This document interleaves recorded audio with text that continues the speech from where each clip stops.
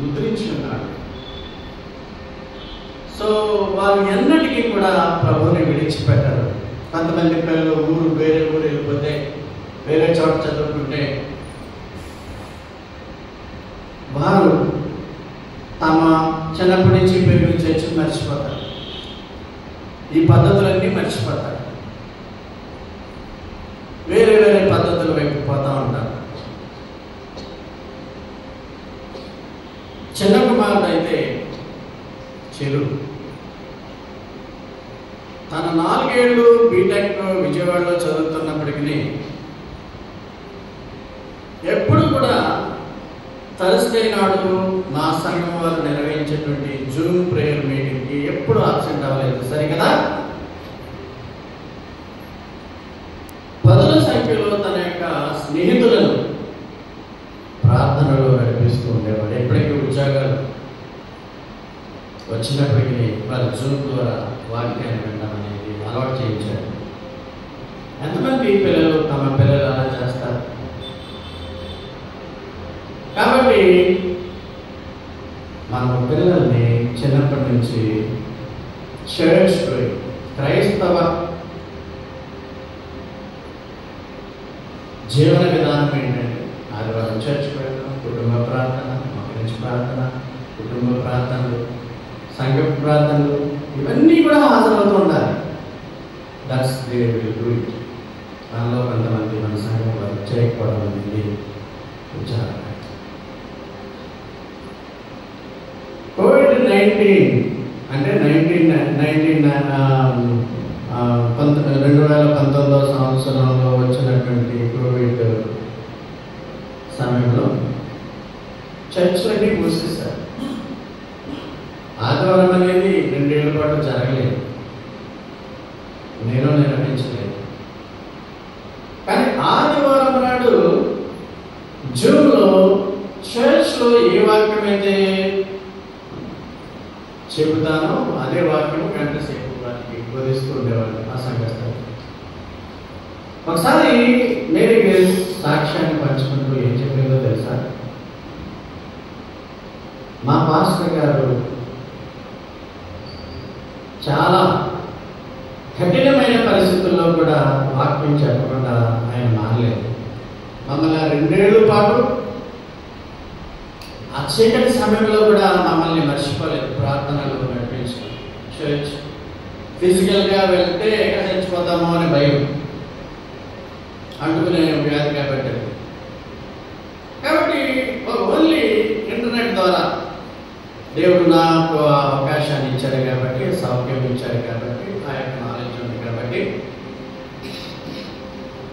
మా పాస్టర్ గారు మమ్మల్ని అంతగా ప్రేమిస్తాడని సాక్ష్యం ఆమె చెప్పడం ఎప్పుడూ నాకు గుర్తుంటూనే ఉంటుంది. అలా ఇవాళ కూడా ఆ సాక్ష్యాన్ని పంచుకోవాలనుకుంటున్నాను. మేరీ గ్రేస్ అన్నారు, మా పాస్టర్ గారు ఏ సమయంలోనే సరే మమ్మల్ని మర్చిపోలేదు.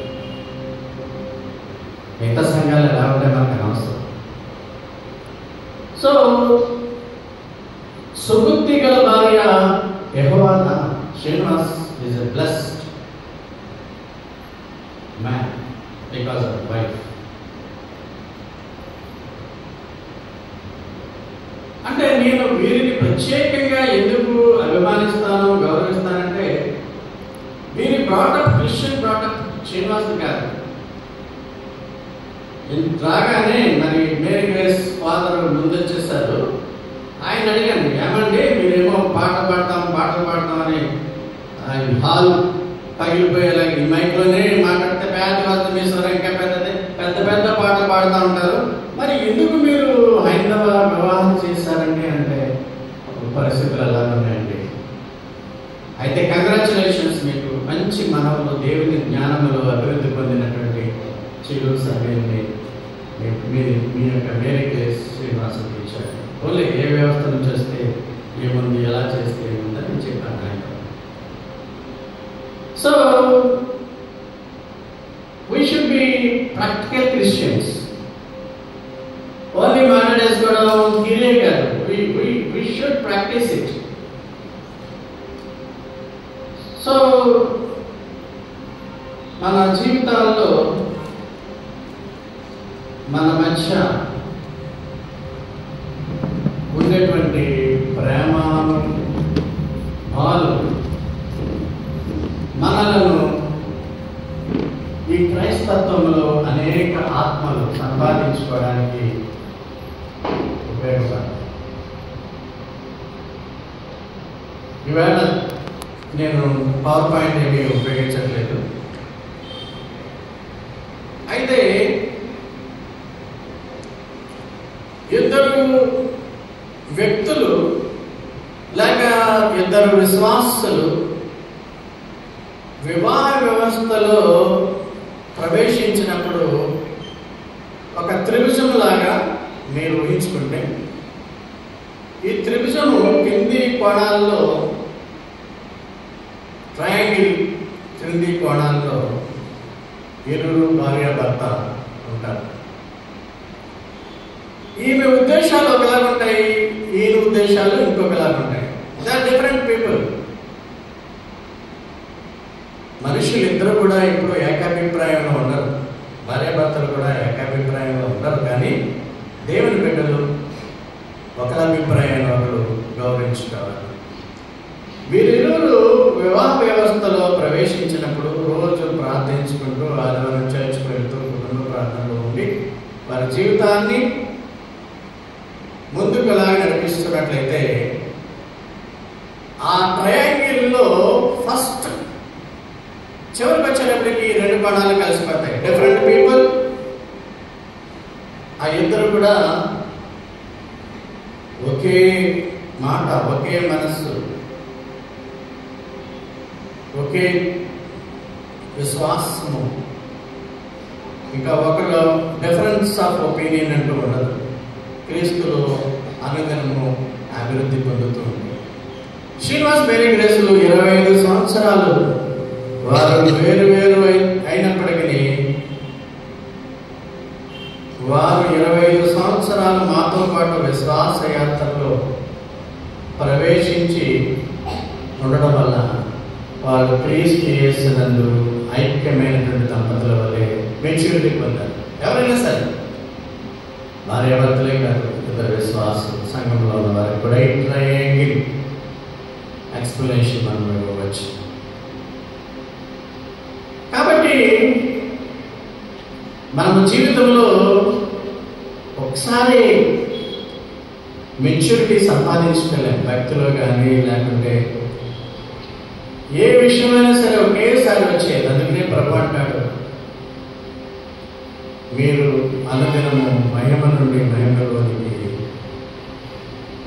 రూపాంతరం చెందుతున్నారు, ట్రాన్స్ఫర్మేషన్ చెందుతున్నారు. ఒకసారి భక్తి వచ్చేయాలి, ఒకసారి గొప్పడం అయిపోవాలి, ఒకసారి దైవజ్ఞానం కలిగి ఉండాలంటే అది మనకు రాదు. సో వీరిరువురి గురించి కూడా చెప్పాలి అంటే ఇంకా చాలా చాలా విషయాలు ఉన్నాయి. క్రైస్తవ జీవన వ్యవస్థలో, క్రైస్తవ వివాహ వ్యవస్థలో ప్రార్థన అనేది మరొకూడదు. మరి ఎప్పుడు కూడా ప్రార్థనలో ఉండాలి.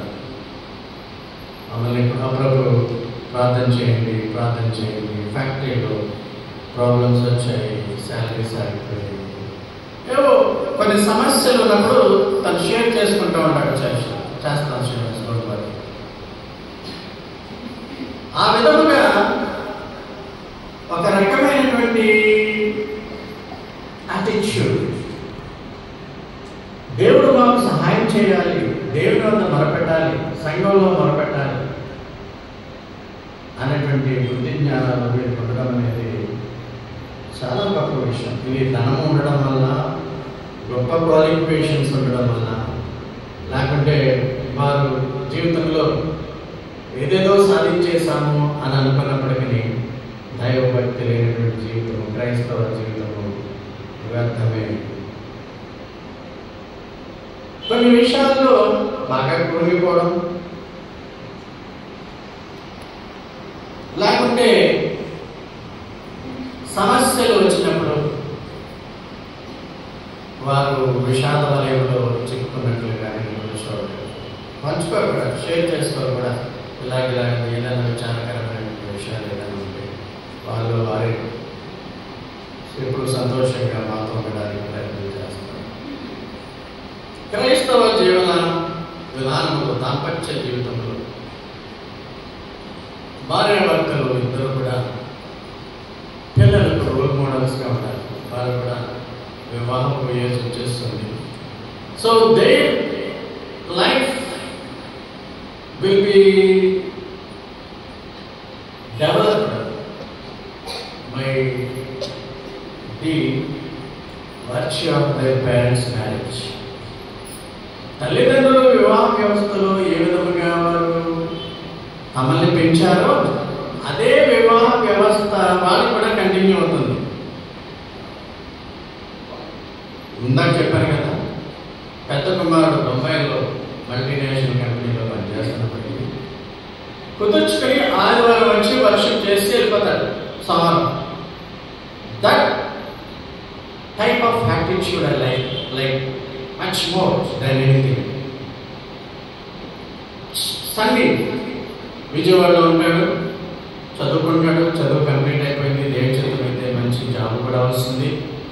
గిఫ్టీతో పాటు కలిసి అవుట్ రీచ్ స్వార్థ పరిచయాలు కూడా పాల్గొంటూ ఉంటాడు. మంచి వర్షిపర్, ఇంగ్లీష్లో కూడా వర్షిప్ చేసే జ్ఞానం ఉంది. ఆదివారం మేము వచ్చి వర్షిప్ చేసుకుని సోమవారం వెళ్ళిపోతాం. ఎంతమందికి ఈ విధమైనటువంటి సంఘం పట్ల ప్రేమ ఉంటుంది? అటువంటి గొప్ప కుమారుల్ని సంఘానికి ఇచ్చినందుకు వీరిని ప్రభు ఇంకా గొప్పగా దీవించాలని నేను ప్రార్థిస్తాను. సో సుబుద్ధి గల భార్య, యెహోవా నామని చెప్పాను. బిల్లీ గ్రాహం గారు చెప్పిన మాటలు క్షమాపణమని చెప్పాను, ఒకరిని క్షమించుకోవాలని. పెళ్లి అయినటువంటి కొత్తలో ఉండేటువంటి బటర్ఫ్లైస్ అనుభూతి, బటర్ఫ్లైస్ ఇన్ స్టమక్, ఒక ప్రేమానురాగాలతో కూడినటువంటి మధురానుభూతిని బటర్ఫ్లైస్ ఇన్ స్టమక్ అంటారు. అది తెలుగు దినాల్లో పెళ్లి కొడుకు పెళ్లి కూతురు మధ్య ఉంటుంది, భార్యాభర్తల మధ్య ఉంటుంది. అది చిరకాలము కంటిన్యూ అవ్వాలి, లైఫ్ ఎండ్ అయిపోయేవారు. అప్పుడే వివాహ వ్యవస్థ, క్రైస్తవ వివాహ వ్యవస్థ పటిష్టంగా ఉంటుంది. మీరు మీ వివాహ వ్యవస్థలో ఆశ్రయించుకోవడానికి ఇప్పటికే దేవుని కొరకు మీరు బలవంతుని చేతిలోని మానవుల వలె మీకు మాధులు చేస్తున్నందుకు దేవుడు మిమ్మల్ని తప్పనిసరిగా రివార్డ్ చేస్తాడు. మీరిరువురు కూడా మన ప్రభువైన యేసుక్రీస్తును ఇంకను తమ జీవితాల ద్వారా, మీ జీవితాల ద్వారా ఎప్పుడు కూడా ఆయనను హెచ్చించే విధంగా గడపాలని దేవుడు మీకు ఇచ్చినటువంటి ఇటువంటి 25 సంవత్సరాల క్రైస్తవ జీవిత విధానాన్ని ఇక మీద కూడా కొనసాగించి వచ్చే ఏటిలో కూడా మీకు దేవుడు సంతోషము, సమాధానాన్ని ఇస్తూ దీర్ఘాయువుతో మిమ్మల్ని ఇరువురు కూడా బిడ్డలు కూడా దీవించాలని కోరుకుంటూ ముగిస్తున్నాను. ఈరోజు ప్రసంగం దీంట్లో నుంచి తీసుకొని పడింది. క్రైస్తవ వివాహ వ్యవస్థ అనేటువంటి పుస్తకాన్ని రాశాను, మీ అందరికీ ఇచ్చాను, సంఘస్థులందరికీ. ఇందులో నుంచి 50 ప్రసంగాలు ఉంటాయి. అందులో ప్రసంగంలో కొద్ది భాగం మాత్రమే మీకు వినిపించిన క్రైస్తవ వివాహ వ్యవస్థ ఎలా ఉండాలి, ప్రధానం ఎలా ఉండాలి, క్రిస్టియానిటీ అండ్ క్రిస్టియన్ మ్యారేజ్ అనేది పుస్తకంలో ఉంది. ఒక పుస్తకం కావాలంటే పాస్టర్ గారు అడిగినట్లయితే లభిస్తుంది. కొన్ని పుస్తకాలు కూడా డిస్ట్రిబ్యూషన్స్ ఫ్రీగా ఉన్నాయి, వచ్చిన వాళ్ళు తీసుకోగలవచ్చు. తదుపరి